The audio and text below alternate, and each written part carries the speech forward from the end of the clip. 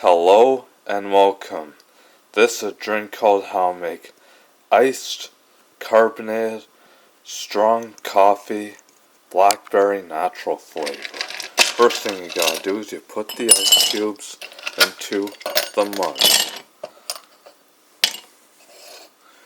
And open up this Blackberry Natural Flavor sparkling water, pour it into this mug. Last but not least, you pour in the strong coffee, and there it is. Here is your iced, carbonated, strong coffee, blackberry natural flavor. Enjoy, folks. Thank you for watching. Happy holidays and have a happy rest of December. Thank you.